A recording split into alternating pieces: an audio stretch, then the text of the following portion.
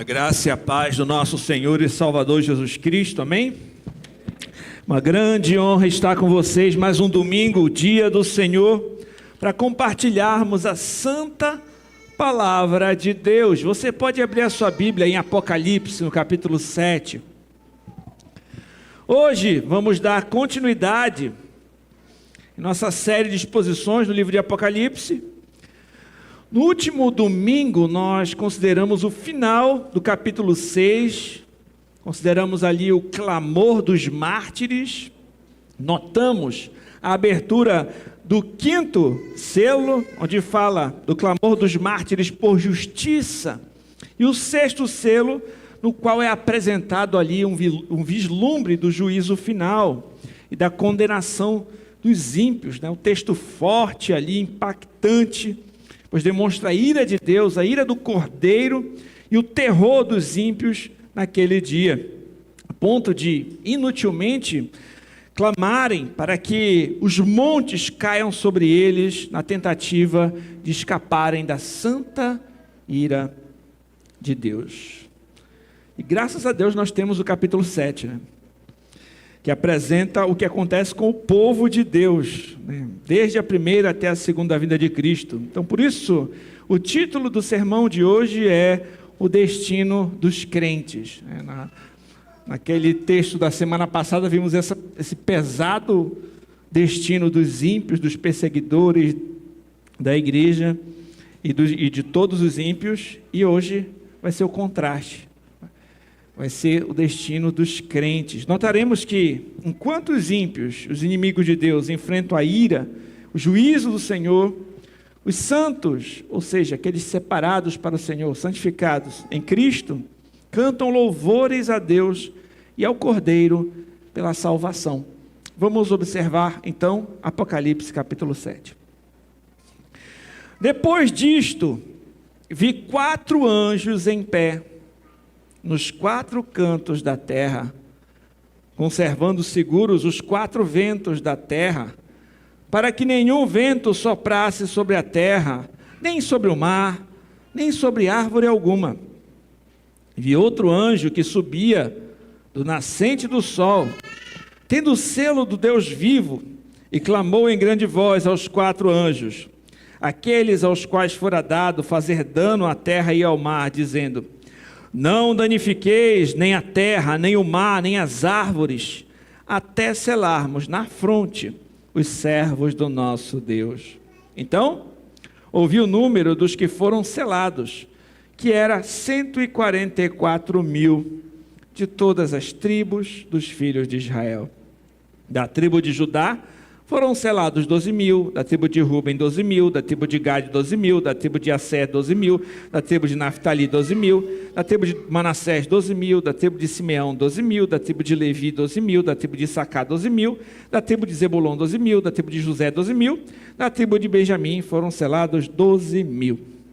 Depois destas coisas vi, e eis grande multidão, que ninguém podia enumerar, de todas as nações, tribos, povos, línguas, em pé, diante do trono e diante do Cordeiro, vestidos de vestiduras brancas, com palmas nas mãos, clamavam em grande voz, dizendo: ao nosso Deus, que se assenta no trono, e ao Cordeiro pertence a salvação. Todos os anjos estavam em pé, rodeando o trono, os anciãos, os 4 seres viventes, e ante o trono se prostraram sobre o seu rosto e adoraram a Deus, dizendo: amém, o louvor e a glória, a sabedoria, ações de graças, honra, poder e força sejam ao nosso Deus pelos séculos dos séculos, amém. O ancião tomou a palavra, dizendo: estes que se vestem de vestiduras brancas, quem são? De onde vieram? Respondi-lhe: meu Senhor, tu sabes. Ele então me disse: são estes os que vêm da grande tribulação. Lavaram suas vestiduras e as alvejaram no sangue do Cordeiro. Razão porque se acham diante do trono de Deus e servem de dia e de noite no seu santuário. e aquele que se assenta no trono estenderá sobre eles o seu tabernáculo. Jamais terão fome, nunca mais terão sede, não cairá sobre eles o sol, nem ardor algum, pois o Cordeiro que se encontra no meio do trono os apacentará e os guiará para as fontes da água da vida, e Deus lhes enxugará dos olhos toda lágrima. Vamos ao Senhor em oração. Santo Deus e Pai Todo-Poderoso, nós estamos diante da Tua santa palavra. Que esperança maravilhosa o Senhor tem destinado ao Teu povo. Senhor, eu te peço, me usa como instrumento para expor com fidelidade a Tua palavra, a Tua igreja que aqui se reúne. Prepara os nossos corações para receber a Tua boa semente e que o Teu nome somente, Senhor, seja glorificado. Usa-me como instrumento, Senhor, para fazer, Senhor, aquilo que eu preciso fazer, que é expor com fidelidade, Senhor, que as palavras dos meus lábios, o meditar do meu coração, sejam agradáveis na Tua presença. Senhor, rocha minha, Redentor meu, glorifica Teu nome em nosso meio, edifica-nos para a glória do Senhor. Amém. Queridos, então, nós vamos observar neste capítulo a resposta que foi feita no 6º selo, sobre quem é capaz de resistir, né? No final do 6º selo tem essa pergunta: quem é capaz de resistir? Quem é capaz de ficar de pé diante desse grande dia? Nós vamos observar que os 144 mil selados, né, a multidão incontável, aqueles que, né, foram salvos por Cristo, que poderão prevalecer neste dia. Nós vamos observar, em primeiro lugar, os crentes selados.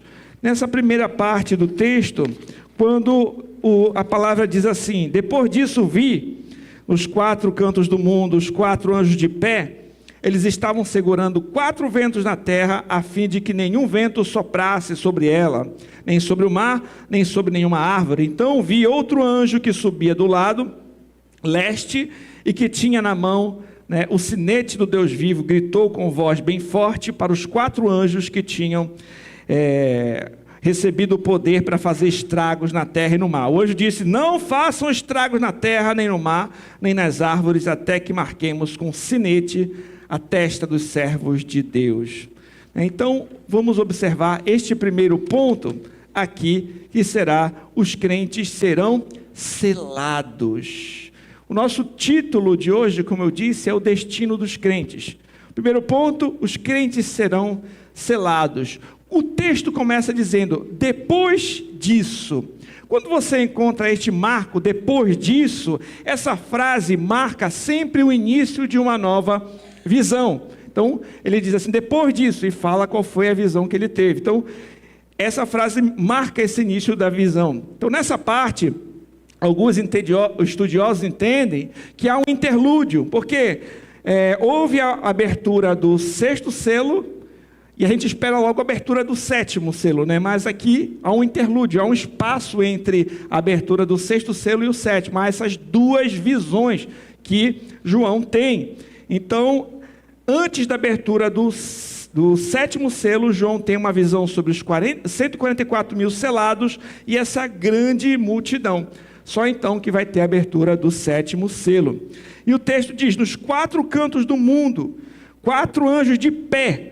Então, quando a palavra diz 4 cantos do mundo, aponta para a totalidade da criação. São os 4 pontos cardeais: norte, sul, leste e oeste. Então, essa mesma expressão também aparece em algumas outras passagens das Escrituras, em Isaías e Zacarias, por exemplo. E os 4 ventos que aparecem aqui são agentes de Deus para executarem o juízo, para executarem o julgamento. Então, qual a ideia aqui? Que esses anjos estão barrando, de certa forma, o avanço desses 4 ventos. Então, há uma grande destruição anunciada, só que ela está sendo segurada por esses anjos. Então, a palavra de Deus diz: eu vi outro anjo que subia do lado leste, que tinha na mão o sinete do Deus vivo. ele gritou com voz bem forte para os 4 anjos que tinham recebido o poder para fazer estragos na terra e no mar. O anjo disse: não façam estragos, nem na terra, nem no mar, nem nas árvores, até que marquemos com o sinete a testa dos servos do nosso Deus. Então, aqui, a visão é essa. Há um juízo que precisa acontecer, mas tem anjos barrando esse juízo até que esses servos de Deus sejam selados. É necessário que esses servos sejam selados. Enquanto Deus reúne o seu povo, ele suspende o julgamento até que o último dos santos tenha sido reunido e selado. Então, antes do juízo final, é necessário que todos os santos de Deus, os servos de Deus, tenham sido primeiro selados. Essas aflições são punições para o mundo iníquo, para o perseguidor. Elas não atingirão o selo de Deus, aquele que tem o selo de Deus em sua fronte. Então o Senhor lançou sobre Cristo a iniquidade de todos nós. Então a ordem é para que só liberem essa destruição depois que os servos de Deus sejam selados. Por isso que os servos de Deus não vão participar dessa condenação que foi descrita no sermão anterior. E aí fica uma pergunta: o que é esse selo? Que selo é esse, pastor? É interessante que quando a gente fala sobre Apocalipse, a gente lembra sempre da marca do quê? Marca da besta. Mas muitas vezes a gente não lembra desse selo que é muito mais importante, que é o selo de Deus. A gente gosta de ficar especulando o que é a marca da besta, mas mais importante você é selado por Deus, você tem o selo do Senhor. Então o Apocalipse fala da marca da besta, mas ela também fala da marca de Deus. E no final das contas, os seres humanos ou receberão o selo de Deus, ou receberão a marca da besta. Um comentarista chamado William Hendrickson falou o seguinte: esse selo é a coisa mais preciosa sob o céu. A Escritura fala de um selo no sentido tríplice. Primeiro, um selo protege contra a adulteração. Dessa forma, o túmulo de Jesus foi selado com uma guarda. Segundo, o selo marca uma propriedade. Assim lemos nos Cânticos de Salomão: põe-me como um selo sobre o teu coração. Terceiro, o selo certifica o caráter genuíno.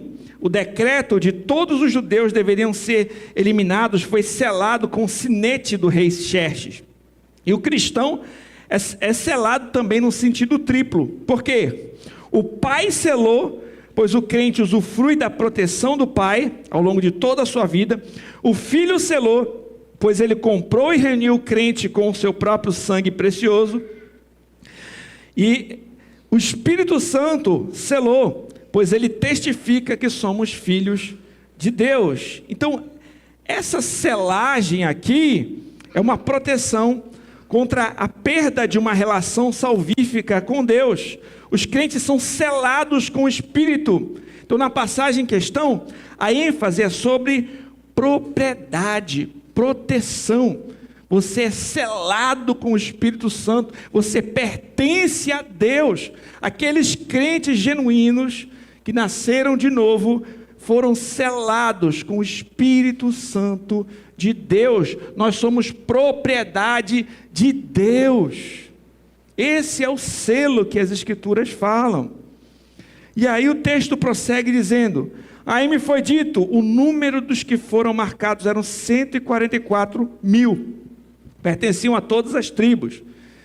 12 mil de cada tribo. Aí foi falado: Judá, Ruben, Gade, Assé, Naftali, Manassés, Simeão, Levi, Issacar, Zebulon, José e Benjamim. É importante nós notarmos, meus irmãos, que todo o Apocalipse, ele também está recheado de simbolismo, como eu falei a vocês. Não quer dizer necessariamente que esse número é uma quantidade exata de que só 144 mil pessoas vão ser salvas e necessariamente são ali da nação de Israel, etc. Literalmente. O Apocalipse tem linguagem simbólica, e nós precisamos considerar essas particularidades literárias. Então, meus irmãos, por exemplo, o número 7 transmite completude, como nós já vimos, mas Simon Kistemaker disse o seguinte, que é mais provável que o número 144.000, 12 vezes 12.000, deva ser interpretado simbolicamente para expressar perfeição. Isso se torna evidente nas medidas da Nova Jerusalém, cujo comprimento, largura, altura são de 12.000 estádios, um cubo perfeito e símbolo da perfeição. Além disso, as duas cenas dos 144.000 e a multidão incalculável são duas imagens semelhantes, que enfatizam a mesma mensagem. A primeira cena representa o idealismo e a segunda, o realismo. A segunda cena fortalece e amplia a primeira cena, e as duas cenas retratam a mesma realidade. Então, meus irmãos, nós observamos aqui que o número 144.000 é um número simbólico que expressa uma multidão caracterizada pela perfeição absoluta. Esse número dos selados das 12 tribos simbolizam o verdadeiro Israel, isto é, o povo de Deus, os verdadeiros crentes, a igreja de Deus,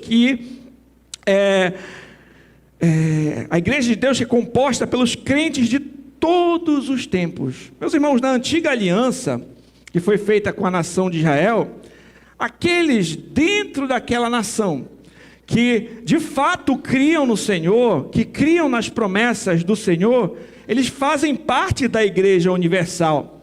Bem como na nova aliança, os crentes de todas as nações que se renderam a Jesus Cristo, fazem parte do povo de Deus, são os eleitos de Deus. E nessas duas visões nós temos a totalidade do povo de Deus. Uma vez que em Cristo Jesus, nós também herdamos as promessas que foram feitas a Abraão. E no Novo Testamento, esse muro que existia entre judeus e gentios, ele é derrubado e Deus faz um novo povo, nós somos um só em Jesus Cristo. Então, a harmonia em Jesus Cristo transcende qualquer barreira étnica, social, etc. né? Então, os termos que são observados aqui para Israel, nesse versículo, representam o povo de Deus como a sua totalidade. É interessante notar que no Antigo Testamento, a antiga aliança era feita com a nação de Israel ali, literalmente. Mas dentro do Israel étnico, dentro daquele judeu que era judeu, fisicamente judeu, tinha aqueles que eram os verdadeiros israelitas, aqueles que criam de fato na promessa. Esses sim são os verdadeiros crentes, eles criam na promessa sobre o Messias que ainda viria. E na nova aliança, ela não é uma aliança nacional. Nos é dito que Jesus disse: toda autoridade me foi dada, nos céus e na terra, vão, façam discípulos de todas as nações, batizando em nome do Pai, do Filho e do Espírito Santo. Então os gentios herdam essas promessas que foram feitas anteriormente somente a Israel, agora elas são ampliadas para todas as nações. Então em Cristo Deus faz um novo povo, e quem está em Cristo é nova criatura, é selado pelo Espírito Santo e faz parte desse povo remido de Deus em sua nova aliança. E quando as tribos são mencionadas aqui, Judá é mencionada primeiro. Por que Judá é mencionada primeiro? Porque Cristo descende de Judá, né? João começa a sua lista com a tribo de Judá, apesar de Judá não ser o primogênito. Por quê? Porque ele poderia começar, com Rúben talvez, mas Judá é aquele a quem seu pai Jacó disse: o cetro não se apartará da casa de Judá, nem bastão no comando dos seus descendentes, até que venha aquele a quem ele pertence, e a ele as nações obedecerão. Isso era uma promessa lá em Gênesis capítulo 49, versículo 10. E aquilo que Jacó disse, de fato, finalmente aconteceu. Jesus Cristo é o leão da tribo de Judá, e as pessoas de todas as nações são inclusas neste número. Então, nesse ponto, meus irmãos, eu gostaria de lembrar também falando de selo, de um povo selado, de um povo que é marcado. Eu lembro do que aconteceu ali no Êxodo, na Páscoa dos judeus. Vocês lembram? A nação de Israel, o que acontece com o povo de Israel, melhor dizendo, o povo estava cativo no Egito, sob o domínio de Faraó.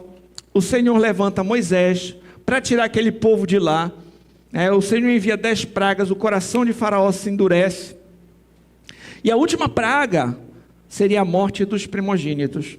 Todo o primogênito no Egito morreria, exceto naquelas casas em que o sangue de um cordeiro, sem defeito, fosse passado nos umbrais das suas portas. O anjo da morte passaria, mas aquelas casas, não haveria morte de primogênitos.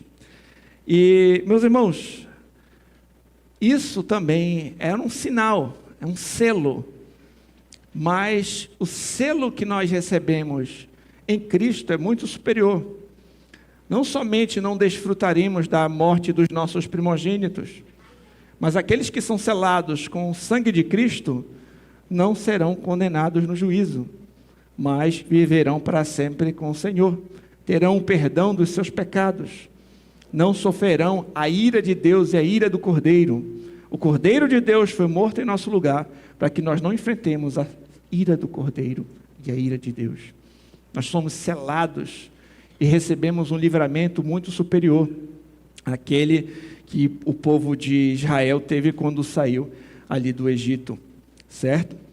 E aqui, meus irmãos, alguém afirmou que os servos são marcados pelo sangue do Cordeiro, para não enfrentarem a ira do Cordeiro. Quando a gente para refletir sobre esse ponto, que o Senhor diz para o anjo, olha, um anjo diz para os ventos, esperem aí, primeiro preciso selar o povo antes que aconteça esse juízo, porque o Senhor conhece a condição e a situação de cada um, e o Senhor conhece o seu povo, as suas ovelhas. As nossas vidas não estão acontecendo de forma aleatória, nós não estamos vivendo sem o conhecimento do Senhor. Ele sabe tudo o que acontece nas nossas vidas, Ele conhece os seus, Ele chama os seus.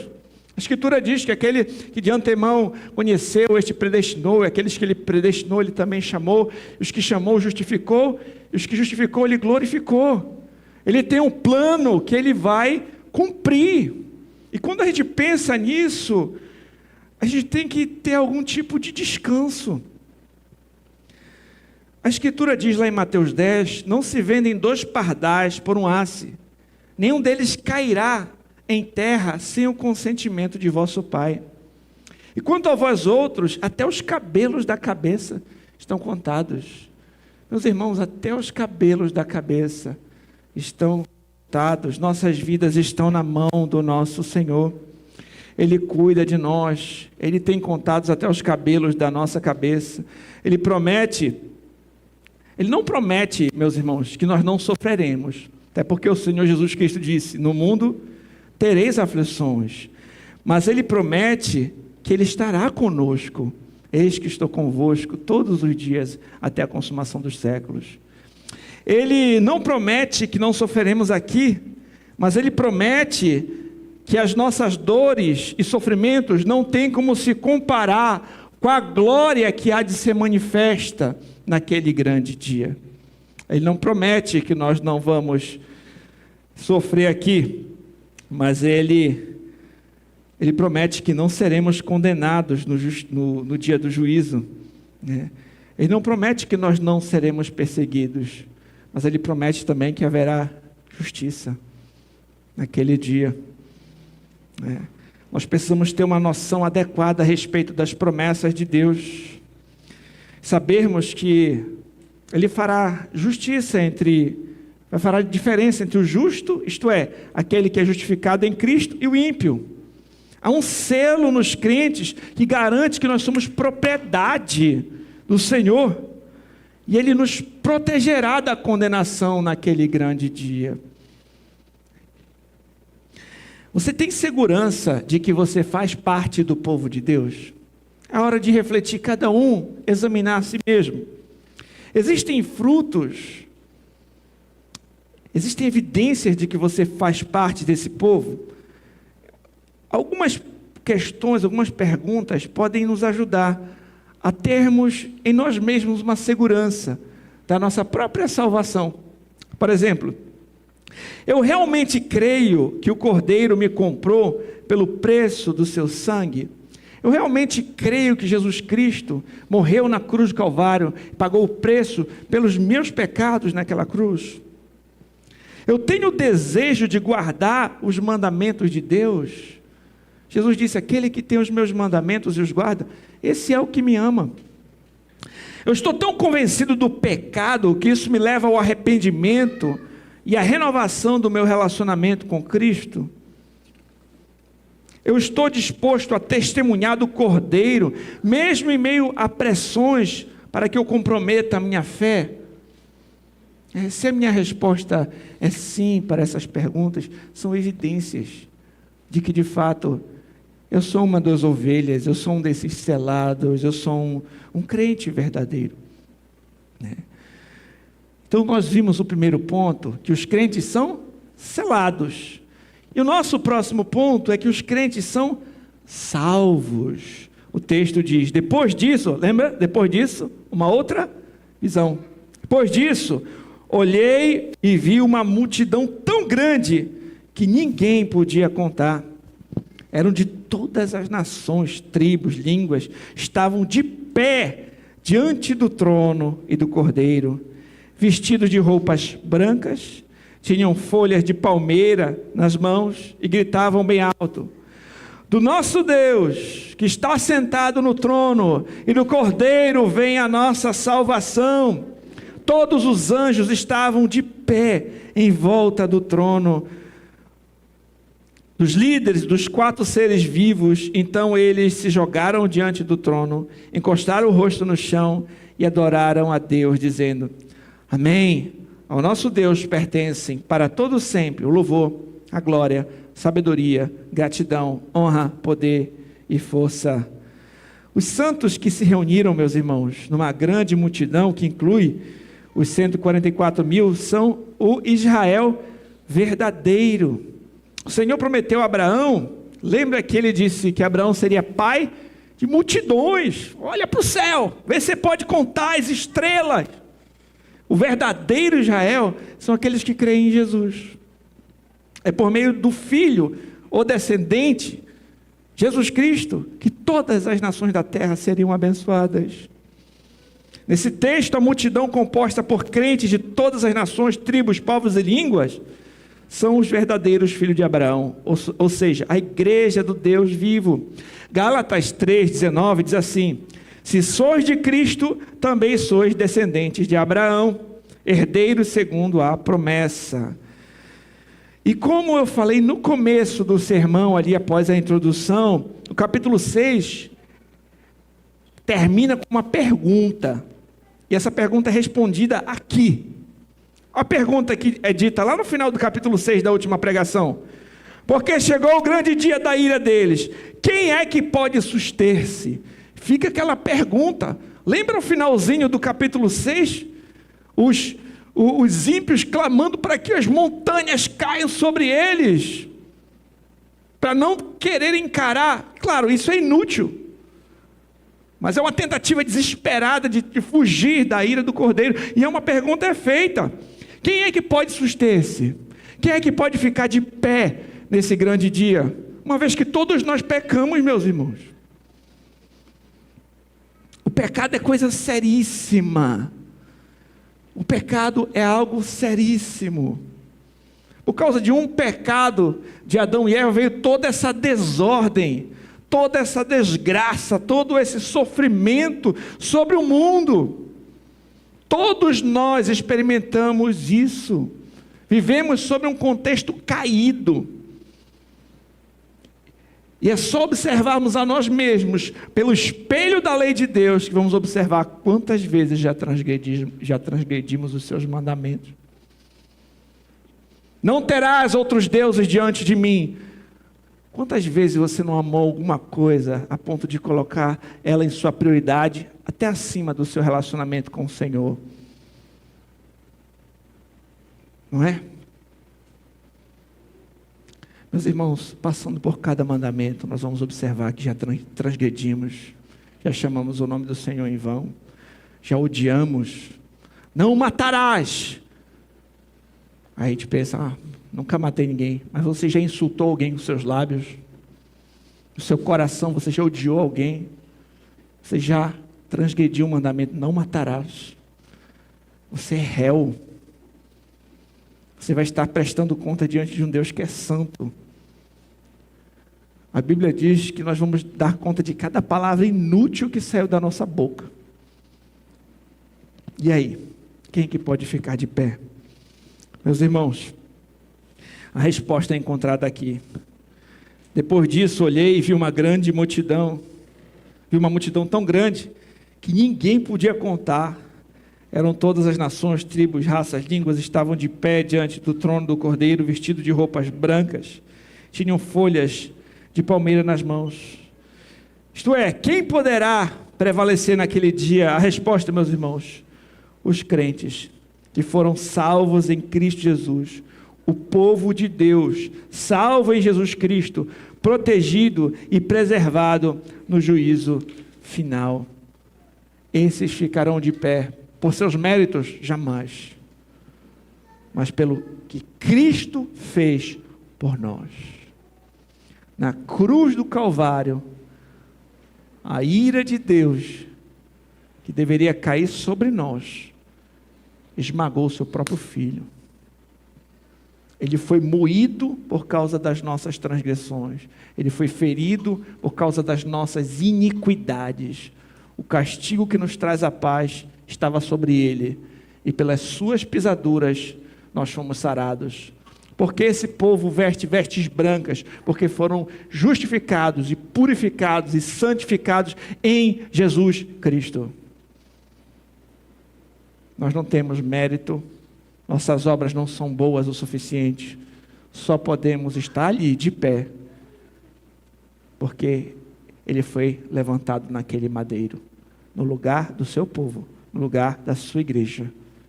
Ele morreu para que muitos tivessem vida.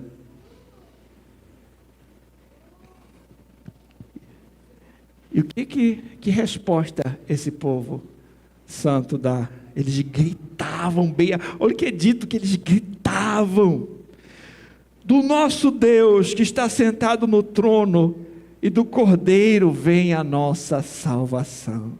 Nossa salvação não é bater no peito e dizer, eu consegui, eu conquistei, ou o fulano de tal, é o que está sentado no trono e o Cordeiro. A salvação vem do Senhor. Todos os anjos estavam em pé em volta do trono, os líderes dos 4 seres vivos. Então eles se jogaram diante do trono, encostaram o rosto no chão e adoraram a Deus, dizendo amém. Ao nosso Deus pertence para todo sempre louvor, glória, sabedoria, gratidão, honra, poder, força. Amém. Diante de tão grande salvação, nós devemos responder também com grande adoração. Quando a gente entende quanto nos foi perdoado, quanto mais a gente entende e tem convicção de nossa própria maldade, de nossos próprios pecados, entendemos o que Cristo fez por nós, isso deve fazer a gente responder com ainda mais amor, com ainda mais adoração, com ainda mais obediência, com ainda mais entrega, com ainda mais dedicação de vida. Convém que o Cordeiro seja louvado. E se prostram, adoro. A reação dessa grande multidão, de todos os seres viventes, é em alta voz adorarem a Deus, ao Cordeiro que lhe salvou. Todos os anjos, os seres celestiais se unem em uma doxologia, ou seja, uma adoração. Eles louvam a Deus, exaltando os seus atributos. A Ele seja honra, glória, louvor, sabedoria, honra, poder, força, majestade. Amém. Quando eu vejo Esse texto assim, tenta imaginar isso, irmão. Multidão incontável. É gente de toda tribo, toda língua. Não dá para contar, é uma multidão enorme, gritando em alta voz. A salvação vem de Deus, vem do Cordeiro. Ele é exaltado e louvando a Deus. Imagine isso. Eu lembro agora e comparo com aquela humilde entrada triunfal do nosso Senhor Jesus Cristo, montado num jumentinho, entrando em Jerusalém, e as pessoas dizendo: Hosana, bendito que vem em nome do Senhor, bendito o Rei de Israel, tomando ramos e palmeiras, saindo ao seu encontro. Aquilo ali, aquele pequeno ato. Agora olha essa multidão. Olha esses hostes celestiais louvando. Aquele humilde homem que estava sentado num jumentinho, entrando naquela cidade. Agora, todo joelho se dobrará, toda língua confessará que Jesus Cristo é Senhor. Para a glória de Deus Pai, todas as nações conhecerão a sua majestade, conhecerão o seu poder, a sua grandeza, suas virtudes. E aqui, meus irmãos, nós refletimos. O Senhor nos salvou para a sua glória. Meus irmãos, alguém falou algo que me chamou a atenção, eu li essa semana. Um dia eu vou pregar o meu último sermão, isso é certo, mas eu jamais vou cantar o meu último hino. Nós vamos passar a eternidade louvando ao Senhor.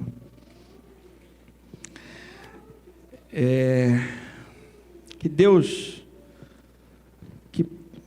que grande salvação o Senhor preparou para nós, que grande livramento desse terrível juízo que nós mereceríamos, deve nos levar também a louvar a Deus e a viver para Ele.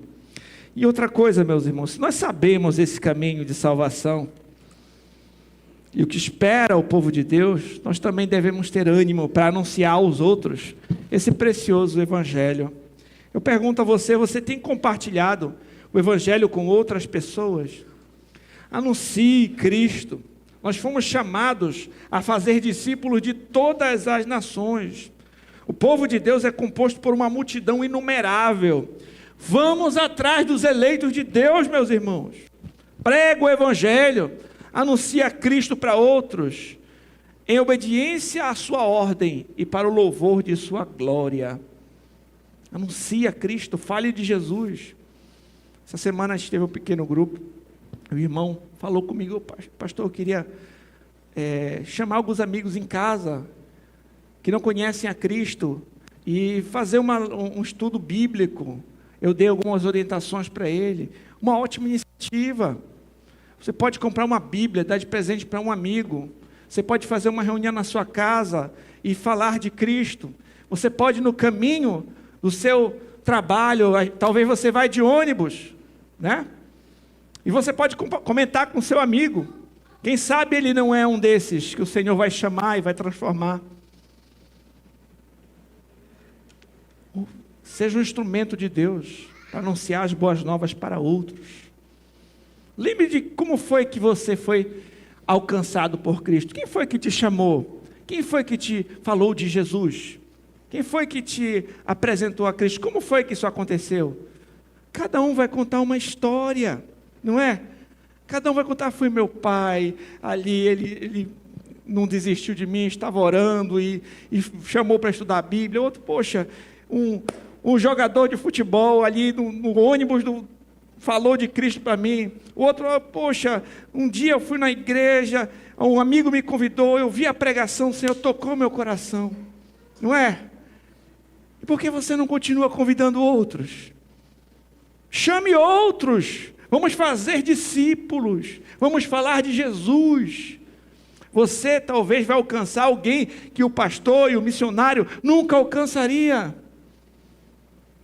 lá na loja que você trabalha, no consultório que você atende, ou no lugar que você, na sua vizinhança, nos seus amigos, talvez o pastor nunca vai encontrar essa pessoa que convive com você. E às vezes, isso começa dentro de casa, meus irmãos. Nossos filhos precisam conhecer a Cristo. Nossos familiares, nossos amigos. Use os seus lábios para proclamar o Evangelho e falar de Jesus para outras pessoas. Amém? Vamos para o nosso terceiro e último ponto, que é: os crentes serão satisfeitos.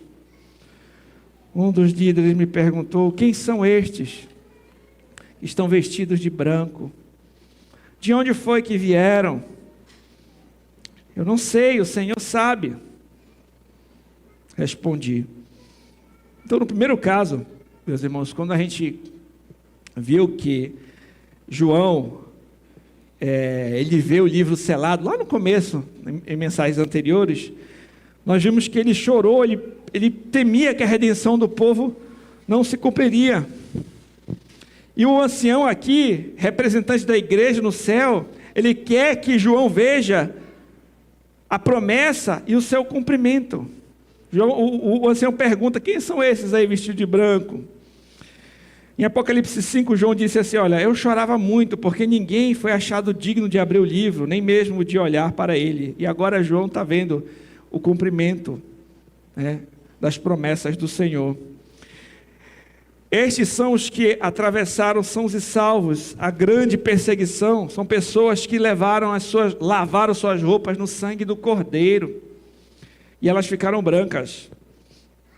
Um comentarista explicando esse texto disse o seguinte: o contexto indica que a expressão refere-se à multidão incontável de todas as nações, tribos, povos e línguas. Temos uma imagem de todos os santos vestidos de branco, que se encontram diante do trono do Cordeiro. A expressão a grande tribulação abarca todos os cristãos que vivenciaram opressão, perseguição por toda parte ao longo de toda a história. Trata-se de uma expressão universal e coletiva que inclui todos os santos por todos os séculos. Cada um experimentou ódio, oposição do mal é incluído. As Escrituras ensinam que o povo de Deus, de todos os lugares, de todos os tempos, sofreu, sofre e sofrerá perseguições, perigos, dificuldades até o fim dos tempos. Então, esses crentes que sofreram, mas perseveraram e permaneceram fiéis ao Senhor, são essa grande multidão. Crentes de todos os tempos, de todas as épocas. E nos é dito aqui muitas coisas sobre o que o Senhor fará. O Senhor nos purificará. A cor branca aqui indica santidade e pureza, pois o sangue do Cordeiro lavou os santos, as suas roupas são mais brancas do que a neve. O precioso sangue de Cristo purifica os pecadores de cada pecado, a fim de apresentá-los a Deus de maneira santa e imaculada. Por isso que eles estão vestidos de branco, porque o Senhor os purifica. Somos lavados no sangue do Cordeiro, o sangue que nos limpa de todo o pecado. Mas além disso, o Senhor permitirá que nós o sirvamos. Olha o destino dos crentes: são purificados por Deus, são salvos por Cristo, mas o Senhor também permite que nós o sirvamos. Olha o que o texto diz: é por isso que essas pessoas estão de pé diante do trono de Deus, servem dia e noite no seu templo. Nós serviremos ao Senhor. No final do Salmo 23, habitarei na casa do Senhor por longos dias, para todos sempre.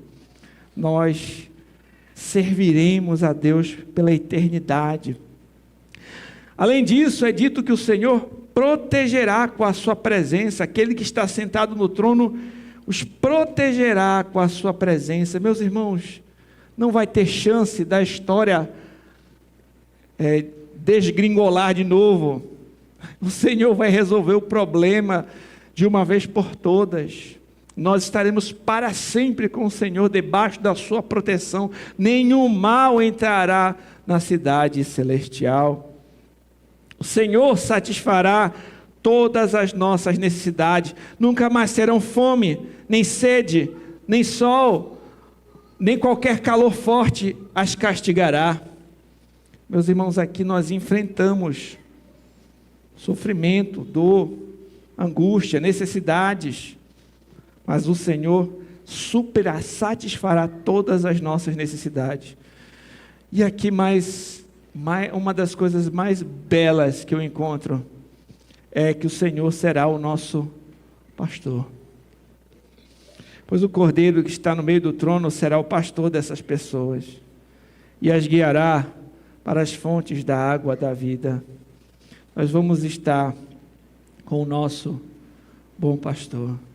Ele vai nos guiar, conduzir para a fonte de água da vida eterna.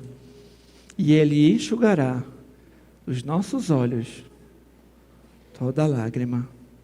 Deus enxugará todas as lágrimas dos olhos delas.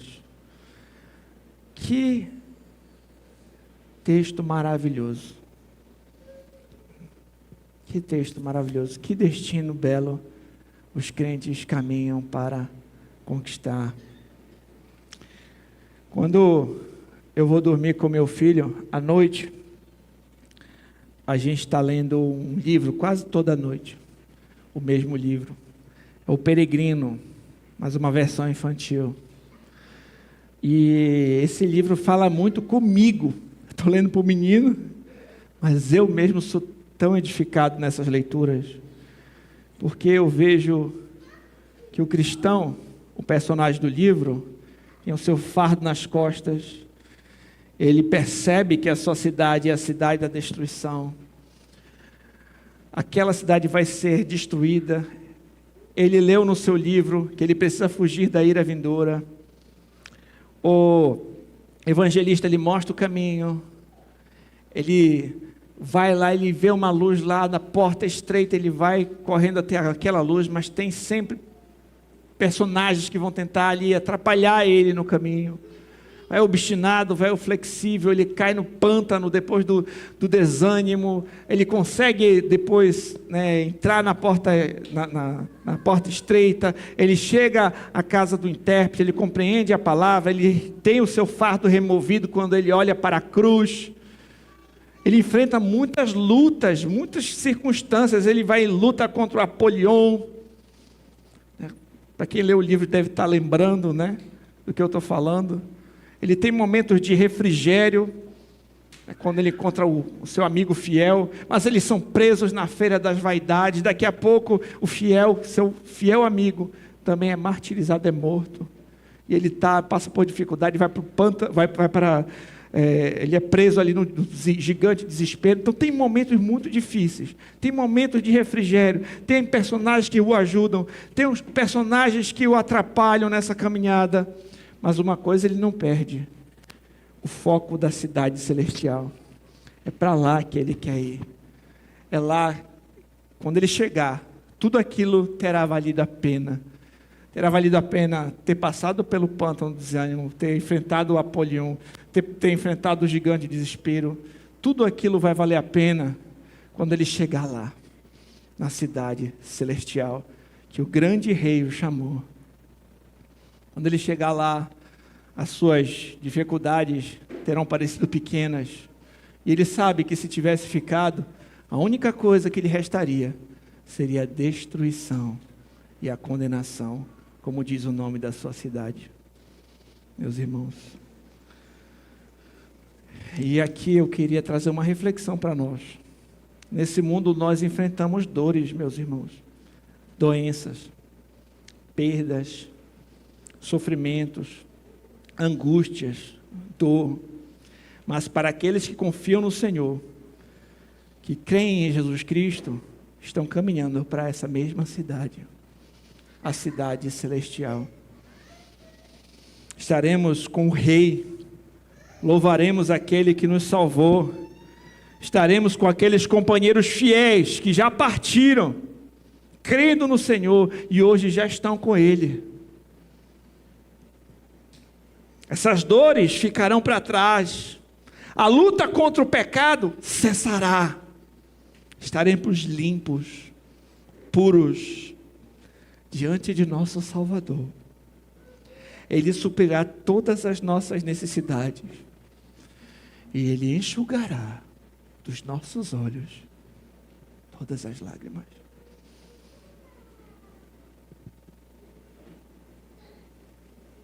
Ele será o nosso perfeito pastor, que nos conduzirá para águas tranquilas. E o nosso alvo deve estar nele. Encontre, meus irmãos, conforto nessas doces promessas daquele que não pode mentir. No final das contas, não são as pessoas que pedem que as montanhas e as rochas que as escondam da ira divina que escaparão da condenação. Esses não escaparão, mas sim os santos que estão diante do trono, isso é, os que creem em Jesus Cristo. São eles que foram selados por Deus, lavados no sangue de Jesus, vestidos com roupas brancas e o louvarão para sempre.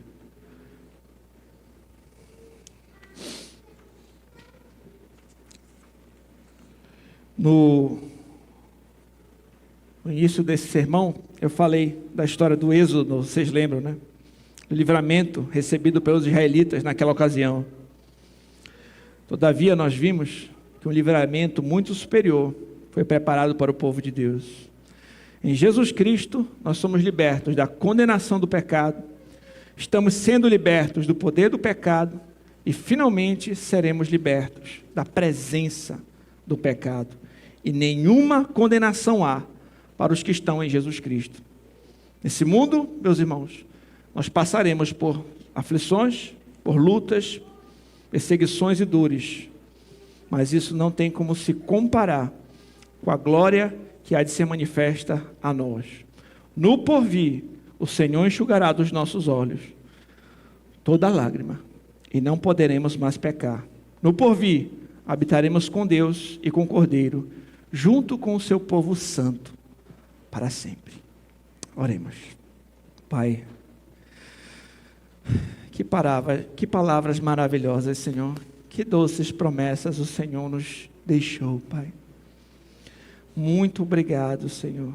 Muito obrigado por termos essa doce esperança de estar com o Senhor na cidade celestial, de saber que mesmo em meio a dores e aflições que enfrentamos aqui, não tem como se comparar do que desfrutaremos no porvir. Que todos nós possamos, Senhor, nos estimular uns aos outros neste dia, em nossa peregrinação, caminhando no caminho estreito, seguindo o caminho de Cristo, até aquele grande dia em que estaremos para sempre com o Senhor. Louvamos a Ti por tão maravilhosa graça, ó Deus poderoso e Salvador.